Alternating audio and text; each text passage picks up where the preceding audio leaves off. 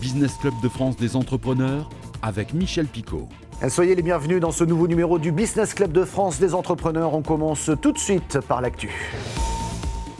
Dans le Gard, les vendanges ont commencé. Cette année, pas de catastrophe climatique et donc le volume devrait être normal. Le millésime 2023 devrait être placé sous le signe de l'équilibre. Restent toutefois deux obstacles. Les fortes températures qui obligent les vignerons à vendanger très tôt le matin. Autre problème de taille, le manque cruel de main-d'œuvre.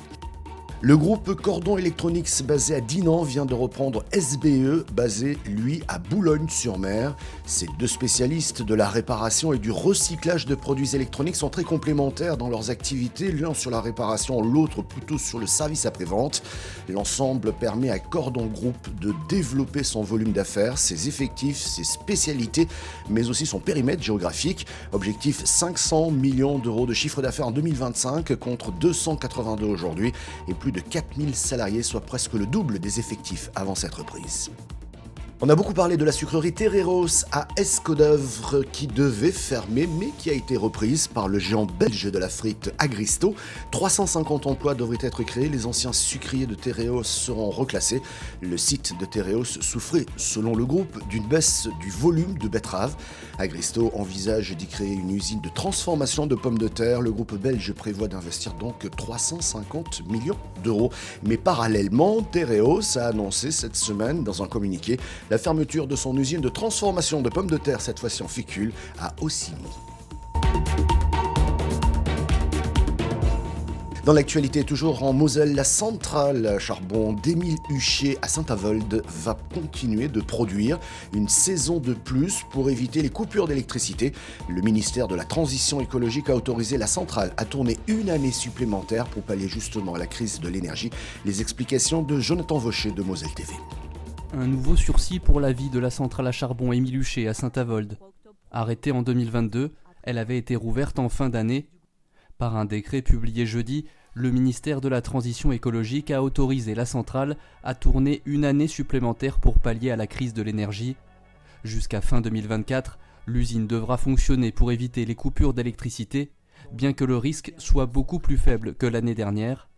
En contrepartie, la centrale devra payer 10 € de plus la taxe liée à la tonne de CO2 émise, soit 50 €. Au total, 2 centrales à charbon en France ont obtenu ce nouveau sursis. Et restant en Moselle, près de Metz, d'un côté on parle de la centrale à charbon et de l'autre voici une nouvelle ferme photovoltaïque en autoconsommation collective. Les précisions de Léa Riffaut de Moselle TV. C'est dans un paysage champêtre et sur 3000 m² qu'a pris place la centrale photovoltaïque Teilhard de Chardin à Metz. Composée de 2 modules de 320 panneaux chacun, la centrale permettra de produire sur un an 228 MWh, soit l'équivalent de la consommation moyenne d'une cinquantaine de foyers, grâce à son fonctionnement innovant en autoconsommation collective. Ça veut dire qu'un producteur, dans le cas présent l'UM, s'est mis avec plusieurs consommateurs qui ne sont pas juste à côté de la centrale, mais qui sont dans un périmètre de 2 km. Et au travers, avec des outils informatiques, on va répartir l'énergie de cette centrale d'une manière optimisée afin qu'elle bénéficie à ses 10 clients. Une centrale déjà opérationnelle depuis quelques jours et qui sera saturée à 100% puisque l'énergie est répartie en temps réel entre les différents bénéficiaires de la ville de Metz et de l'Eurométropole. Alors on a à la fois des locaux techniques, des locaux socio-culturels, des crèches ou des écoles, et puis le siège de l'UM. Et bien que le climat lorrain soit souvent incertain, la centrale devrait quand même permettre d'économiser jusqu'à 500 tonnes de CO2 sur sa durée de fonctionnement de 40 ans. Donc les panneaux ont gagné largement en efficacité ces 15 dernières années. On est maintenant à des rendements de 20% entre l'énergie du soleil qui arrive et ce que va produire l'énergie en électricité. Alors effectivement, les mêmes panneaux produiraient beaucoup plus à Marseille, à peu près 50% de productibles en plus, mais aujourd'hui ils sont suffisamment efficaces et suffisamment optimisés pour que ça soit intéressant aussi pour les Messins. Toujours dans un souci de transition écologique, le site sera quant à lui entretenu en éco-pâturage grâce à quelques moutons qui devraient donc prendre place très prochainement. Et après le charbon et le soleil pour produire de l'électricité, on reparle du nucléaire. Les acteurs institutionnels et économiques de l'Aube se sont réunis pour installer le comité d'appui à la candidature du site de la centrale nucléaire de Nogent-sur-Seine pour accueillir 2 nouveaux réacteurs type EPR2, une étape stratégique de plus dans le processus. Les détails de Damien Ardéois de Canal 32. Une étape stratégique de plus dans le processus. Les acteurs institutionnels et économiques de l'Aube se sont réunis pour installer ce vendredi un comité d'appui à la candidature du site de la centrale nucléaire de Nogent-sur-Seine pour accueillir 2 nouveaux réacteurs de type EPR2. Le but, montrer que le territoire nogentais et au-delà le territoire aubois souhaite être pleinement acteur de la relance de la filière nucléaire française pour contribuer à l'objectif de neutralité carbone en 2050. Ici, les retombées économiques de cette construction seraient majeures. Le 3 février dernier, une rencontre fondatrice avait été organisée sur place pour lancer le projet. En juin dernier également, les acteurs aubois et le président directeur général du groupe EDF avaient discuté de la candidature nogentaise. Nous partons à Pleuville-en-Charente où la SCOP STPR, spécialisée notamment dans les travaux publics, est parvenue à développer une solution de gestion de l'électricité photovoltaïque en autoconsommation. Un reportage de cette Limoges. Installé au cœur d'Esther, Pôle ENR rayonne largement en Nouvelle-Aquitaine. Accompagné par Elsmart Grid, nous voici sur le site d'une SCOP des travaux publics qui a pris en compte sa consommation d'énergie. Où on s'auto-force à penser aux énergies renouvelables et à améliorer notre bilan. Alors ça a toujours été un peu dans notre ADN depuis que j'ai pris la gestion de l'entreprise, c'est-à-dire que quand on a créé ce dépôt-là il y a maintenant 12 ans, on a mis des cuves de récupération d'eau de pluie pour laver le matériel, on a mis des premiers panneaux pour le ballon d'eau chaude, pour les douches et les lavabos. Et ça c'est pour le point de départ, aujourd'hui à l'arrivée, une véritable centrale photovoltaïque. Oui, c'est un local technique qui est consacré à la fois au photovoltaïque et au stockage. Et l'énergie, elle arrive des modules solaires jusqu'à cet onduleur où il transforme le courant continu en courant alternatif. Et quand on a une production qui est supérieure à la consommation, il y a un petit ordinateur qui le détecte dans le tableau général électrique et qui envoie l'ordre de stocker l'énergie pour plus tard.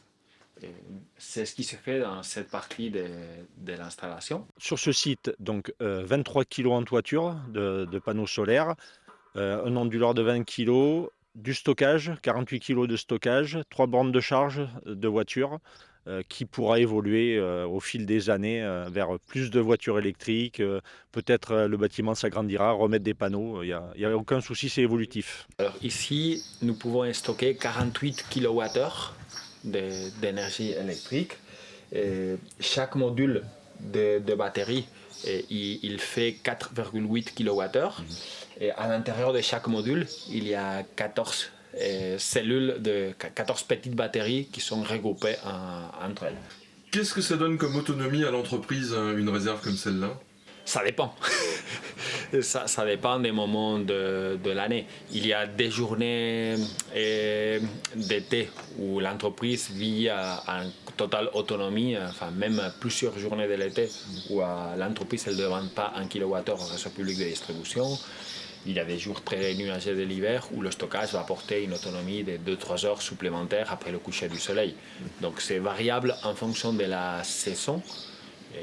Parce que forcément on produit plus d'énergie l'été que l'hiver et c'est variable en fonction de la consommation d'énergie du site. Et il y a certains moments de l'année où on allume plus d'appareils sur le site que d'autres. À côté de la récente centrale photovoltaïque, 2 installations plus anciennes. Il y en a 3 sortes de panneaux. Il y a les premiers, je vous disais tout à l'heure, là, pour la production d'eau chaude. Après, on a fait une première étape, là c'était un peu plutôt financier, hein, c'était sur le rachat à 60 centimes. Donc on a profité, on a installé 300 mètres carrés de panneaux qui maintenant, rentabilité faite et remboursement d'emprunt fait, nous font une petite rémunération annuelle à tous les associés de la SCOP. Il a fallu combien de temps ? 7 ans. Voilà. Et derrière, on a fait ce joli panneau sur les 100 derniers 25 mètres carrés là-bas pour l'autoproduction et l'autoconsommation d'électricité. On n'arrive pas à couvrir tous les besoins. On est en excès l'été, en manque l'hiver, malheureusement, mais ça dépend du soleil. Parce qu'on a une grosse cuve qui est derrière le bâtiment là-bas qui nous sert de stockage d'émulsion, qui elle a un maintien en température à 70 degrés et donc qui mange un peu d'électricité. Mais ça veut dire que dans les périodes printemps-automne où c'est le plus délicat pour elle, parce qu'elle a beau être isolée, ça consomme quand même, on baisse fortement notre consommation d'électricité puisqu'elle l'autoproduit et elle capte d'abord l'autoproduction avant d'aller chercher sur le réseau. Je vous invite à découvrir un musée peu connu dans la Sarthe, celui du cinéma à Montval-sur-Loire. André Clément a passé sa vie auprès des plus grands metteurs en scène. Au-delà des souvenirs, il a gardé aussi beaucoup d'objets, dont certains extrêmement rares. Enzo Maubert de LMTV. Au Moulin Pousset, voilà presque 90 ans que la roue tourne sans discontinuer. Comme une évocation du musée fondé par le propriétaire, où l'on fait tourner les bobines comme au bon vieux temps. Je ne pensais pas ouvrir un musée, je pensais avoir quelques petits projecteurs ici pour mon plaisir et surtout avoir une salle de cinéma pour pouvoir recevoir mes copains et puis passer des films sur grand écran, quoi, voilà. La salle de ciné entre copains est finalement devenue le Moulin à images, un lieu où se raconte le 7e art. C'est le plus vieux projecteur de notre collection. Voilà. Ce projecteur date de 1912, sachant que le cinéma est né en 1895. Donc c'était un projecteur, c'était le cinéma chez soi, pour passer des films à la maison. En tournant la manivelle, on alimentait une dynamo qui produisait du courant pour la lampe. Et cette dynamo fonctionne encore. Une séquence presque magique qu'André Clément ne se lasse pas de rejouer. Il faut dire que le cinéma, c'est toute sa vie. Ancien assistant opérateur chargé de la mise au point des caméras, il a travaillé avec les plus grands. J'ai eu la chance de travailler avec un monsieur qui s'appelle Raoul Coutard. Ce monsieur Raoul Coutard, c'est lui qui a créé la Nouvelle Vague avec Godard. C'était l'opérateur d'À bout de souffle, du Mépris, de Pierrot le Fou. Et j'ai fait 2 films avec Alain Delon, j'ai tourné avec Catherine Deneuve, avec Jeanne Moreau, avec Piccoli. J'étais très ami avec Jean Carmet, donc une grande vie professionnelle, quoi. Ce que souhaite André désormais, c'est transmettre son savoir aux jeunes générations pour que jamais l'histoire du grand écran ne disparaisse.